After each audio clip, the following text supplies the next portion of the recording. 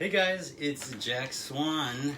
It's been a while since I've been on Facebook, but it sure feels a whole lot like show and tell right now. Everyone's like doing these live videos, and I just saw my buddy Justin do a live video and talking about student debt. I'm in that club. It was about $380,000 in student debt before I signed up with this kind of loan forgiveness program. But during my residency, I had to deal with a lot of things that were undealt with. We'll just say, and it was life just caught up to me. I'm sure many of you can maybe relate with that. Life doesn't slow down for anybody, and before you know it, you're in over your head. So I ended up resigning from my residency back in June, and now I'm left with a house, all this student debt, like not knowing what the heck to do. But I figured it out, and I'm figuring it out still. Just a flawed human being trying to do the next best thing. And, I had to take some time away from medicine to really appreciate that and appreciate my skill sets and how they could be best implemented and what I was missing.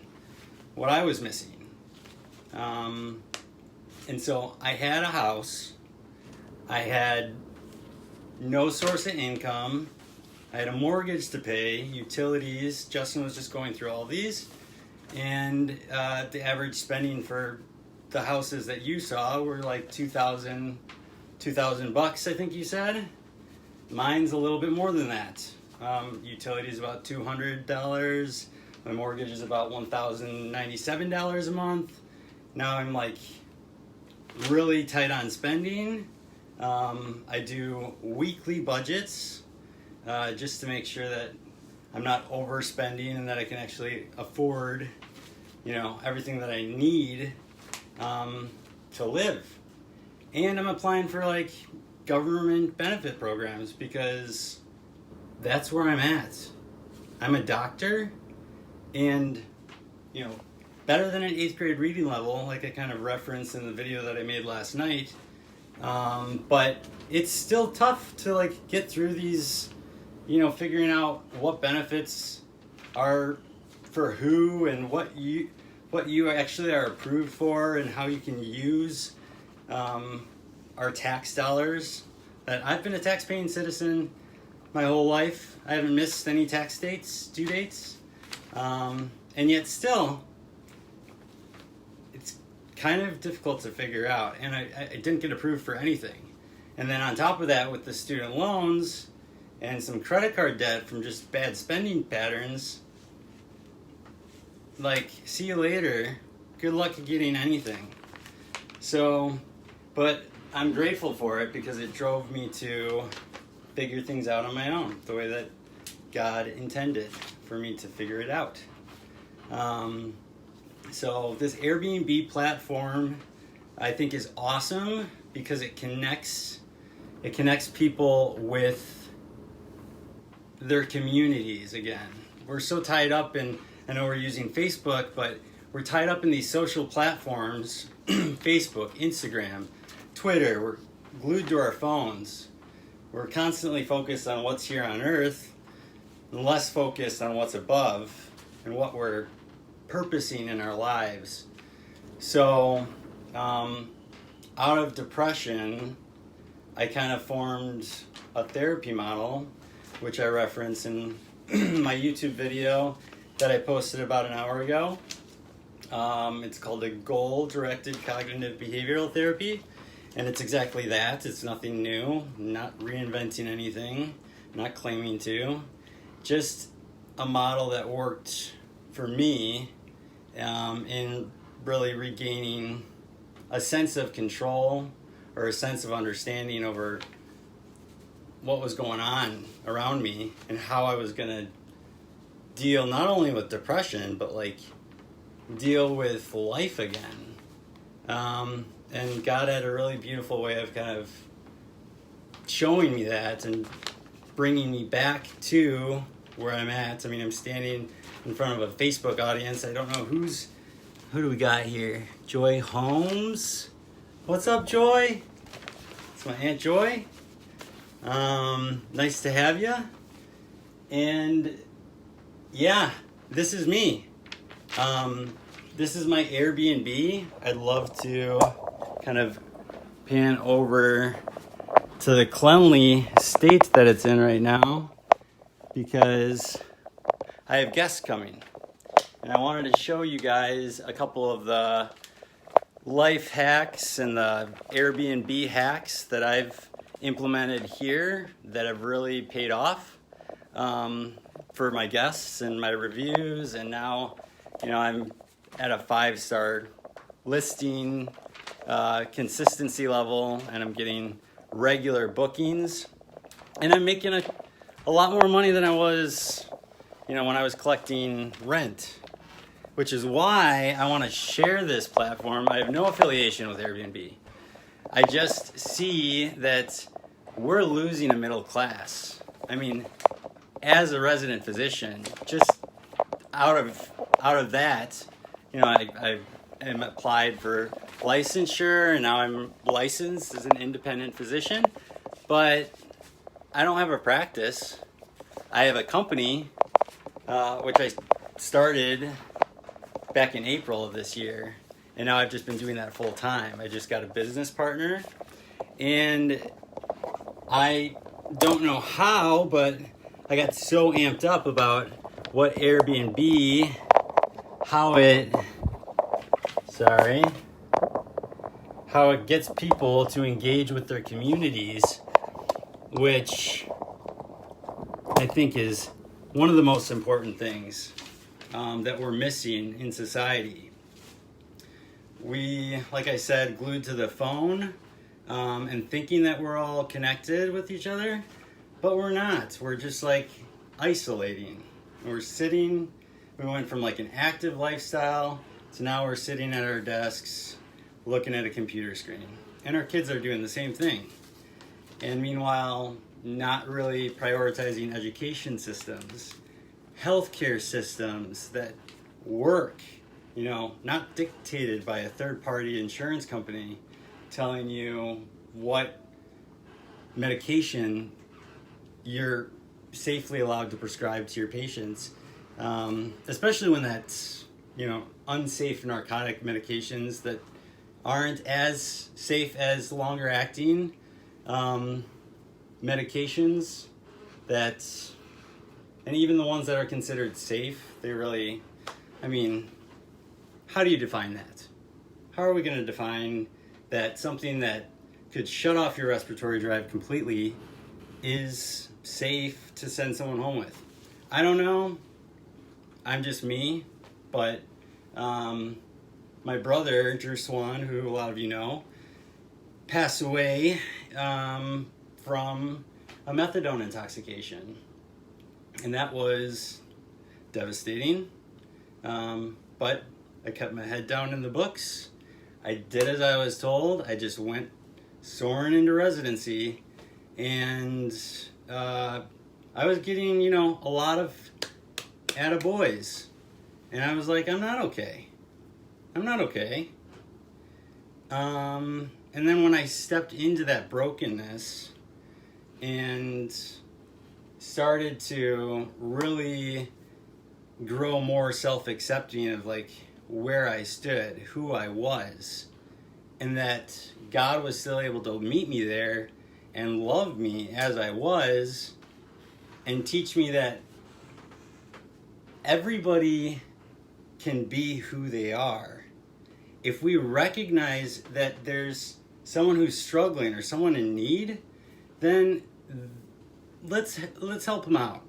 How's that for a model? And when we don't have a healthcare system, educational system, or a solid infrastructure as a nation, why don't we get away from all the drama series that are going on Capitol Hill?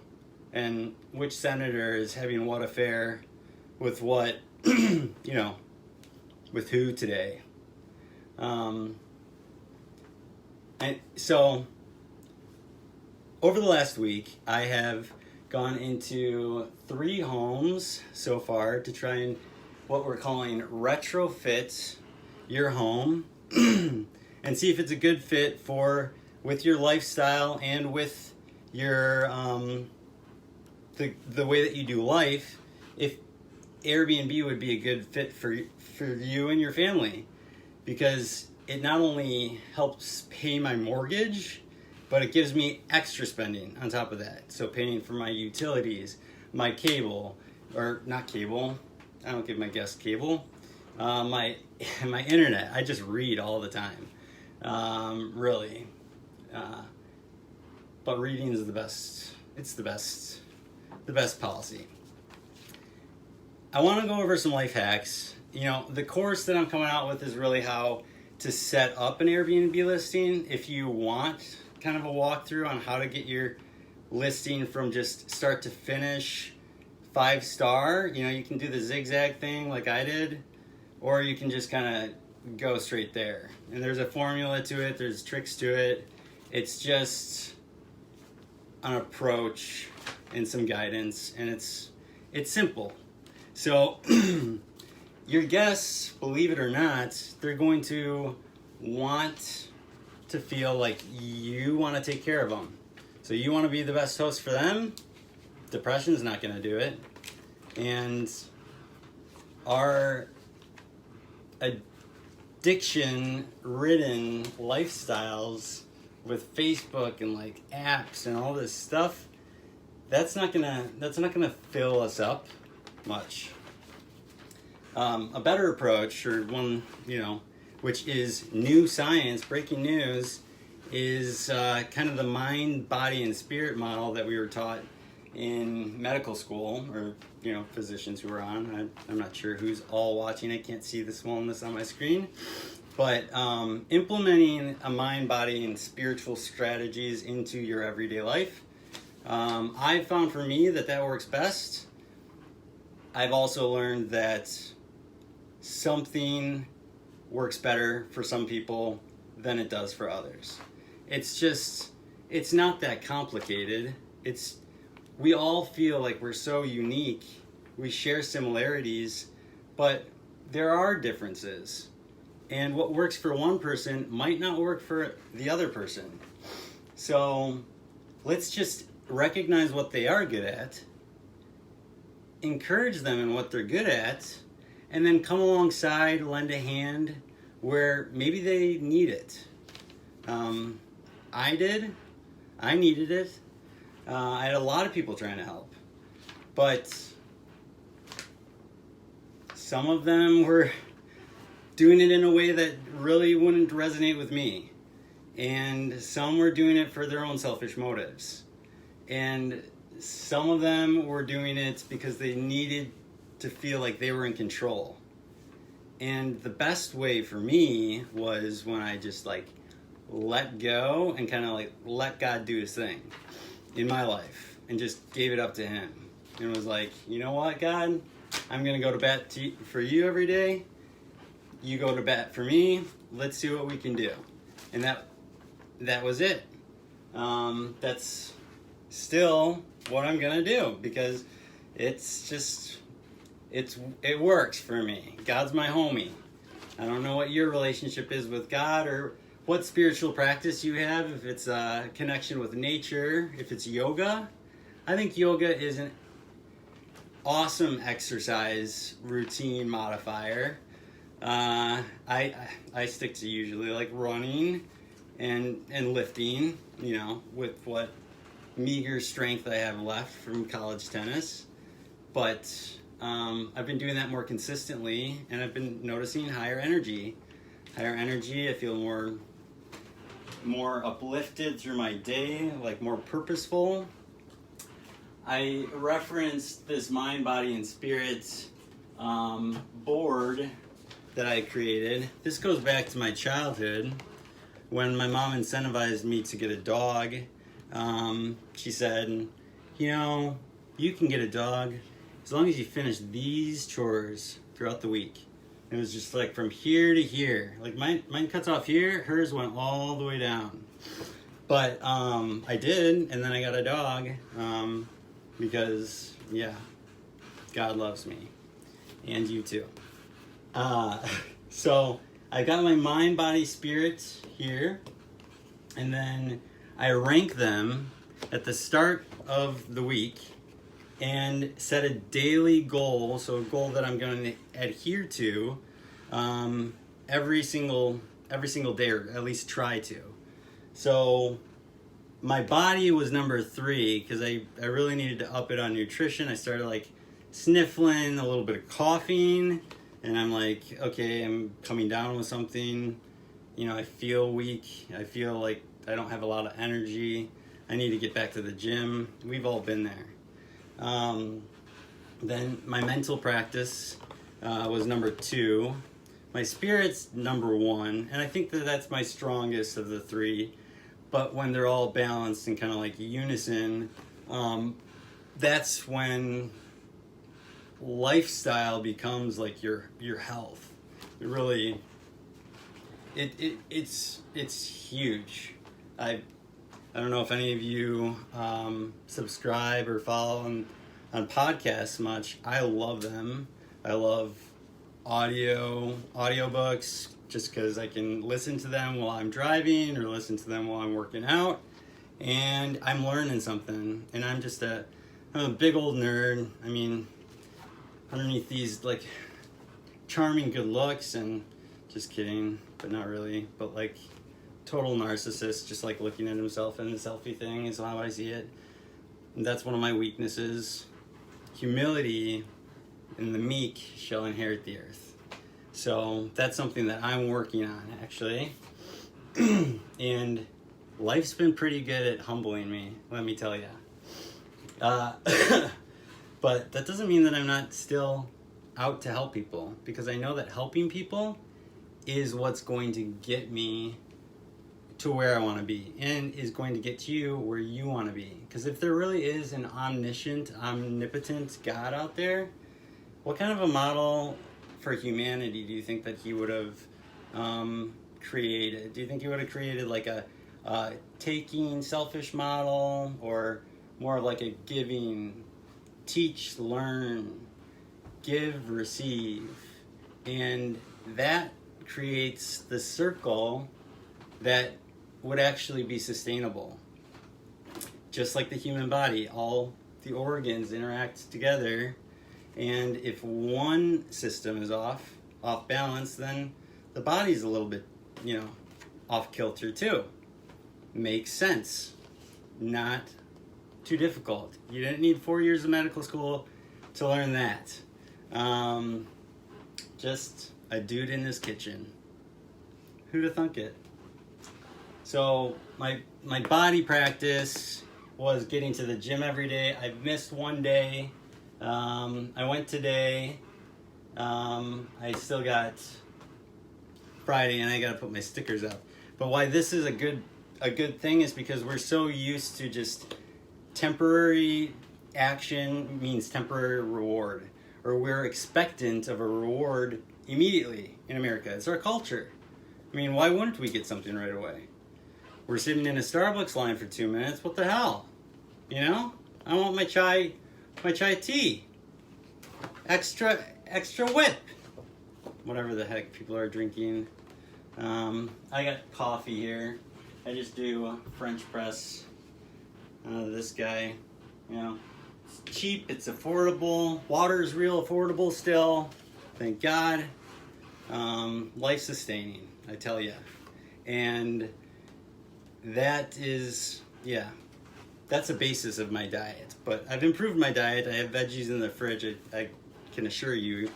Everything's just, kind of clean in the space because I got guests coming in an hour who just booked yesterday. So it was kind of like a late night getting the place ready. But if you do everything yourself, you're making a lot of money. Like these people are staying for 2 nights. And I love hosting people. I always have. Trying to have that servant heart and that humble approach towards life is really rewarding for me, and helping people. And that's what I'm doing for my community. I feel like by trying to implement the Airbnb platform into households that can't afford their mortgage and can't afford their health insurance, which is bullshit. No offense, but seriously, I mean, it's disgusting, and it's gotta change. Sick of looking at it, and there's actually this physician group down in Texas that started a membership system where you pay an annual membership, and then there's a pay-as-you-go healthcare system. Makes sense. I'm really trying to like poke at them to work with us, and kind of like the city of Detroit use us as that spotlight for a city that's just seen brokenness, and we've been there. Like, you go around the community, you meet these people, and they're just like, I mean, they're skating by, but they're like happy as a clam, and they're just like used to it. And then there are others who turn a blind eye to that. They can't look at a homeless person on their street corner. That's whatever. They'll get a jacket or something, and then move on. Anyways, and then I've got my mental practice. I'm getting up on my soapbox too much, you know? I need like a beeper or something so people just tell me, I don't know how to do this thing. I'm new to the whole, like, I've been away from Facebook. I love you guys. I'm just like, I'm not trusting of what we're filling our minds with these drama series and like news television, which isn't news, my opinion, but who am I? Again, my spiritual practice is I read my 1-year Bible every day, and that is pretty easy for me. I just get up in the morning, and then I turn it on, I start brushing my teeth and starting my day. And then I'm doing so much with business and building material and building tools and resources for this course, so that anybody can implement it and the entire community can benefit from it. Like, why would I just want something for myself when there's so many people in need? So many people in need. I don't know if you saw, I started something to raise awareness and funding for Shatterproof, an organization which helps specifically opiate addicts, which I'm also using my therapy model for research in improving the lives of hopefully opiate addicts if this catches on. I really do think that there's a lot of benefit to the model I've come up with. The steps are self-awareness, becoming self-aware, and self-accepting. So you gotta love yourself if you're gonna love anybody. You gotta accept yourself if you're gonna accept anybody. Then being aware of your community and your culture. Airbnb is awesome because it invites other cultures into a pretty culturally deprived nation. We think that like smartphones are like, I don't know, whatever the equivalent, like a Charleston chew. Is that an equivalent, from our childhood? I don't know. For me, maybe. First thing that came to mind. But yeah, that's not right. So inviting different cultures, and I've had people from Ecuador, Scotland, China, Vietnam, all over the world come, and in Mexico, I had a family from Mexico come and stay with me. It's fun. I get to practice my Spanish and pretend that I'm like, part of the family, parte de la familia. See? Impressed? I was. Rusty is. Rusty's right here. This is the mister. Hello, mister. You're live. What do you think? What's he thinking? The family that's coming and staying with us is, it's just a mom and her daughter and their dog. So Rusty has a doggy friend who's gonna be coming for a play date. And like, isn't that cute? And that's pretty much what's going on with me. Would love to hear about what's going on in your life. I am getting by, and I'm prioritizing. I'm making it a priority to build my community, which really has a lot of lifestyle pathologies in existence here. Not only in Detroit, but like you see it everywhere. I mean, we're pretty consistent there. And improving upon that can only benefit us. And benefiting each other, your success is my success. My success should be your success. Let's get that straight, and then just, we can focus on the dramas later, and all the social problems later, and who can go in, whose bathroom later. Like, let's get healthcare, education, like, let's get our children those things, and then we can figure everything else out.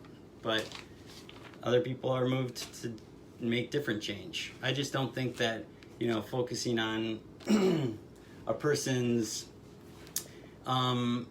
gender identity as a 2-month-old and asking them if you can change their diaper or not before doing so is really an effective way of healing or improving upon our nation.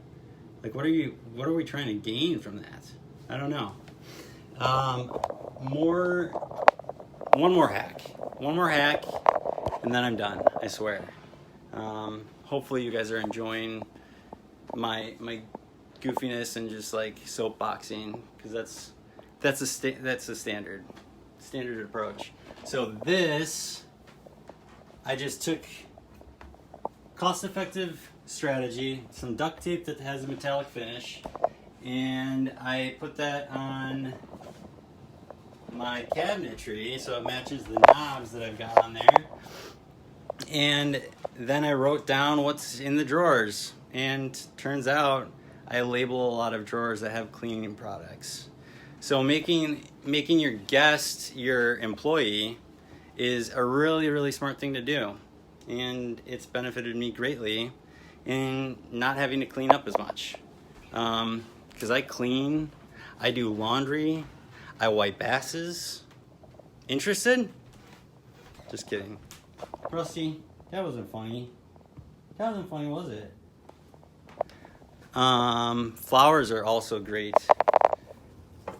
They usually are really expensive if you invest in them regularly, but luckily I've got some gardens in the back, and I got these big hydrangea bushes in the front, which now they're all weathered, and they've got this cool pinkish hue to them. Orangey-ish. This is the house. My hydrangeas. And a little sign promoting the business. And wave hi to the neighbors. They're all Arabic. We've got across the street. We're one of the largest Arabic communities outside of the Middle East, actually. So it's really a fun. Dearborn is a fun place to live, and we're only 15 minutes from downtown. We're 15 minutes from the airport. We're very welcoming, besides when Jack gets up on his soapbox and goes live on Facebook. And yeah. Any questions? What? I don't know. I don't really know how to do this live thing, to be honest. So I will look at your questions. I do have a YouTube channel. I also have a Twitter. DeMistersAbode.org is my website, or at DeMistersAbode, or DeMistersAbode on Instagram, or Jack P. Swan on Instagram, I think. I'm figuring it out, All right, good seeing everybody. Thanks for joining me, and until next time, peace out.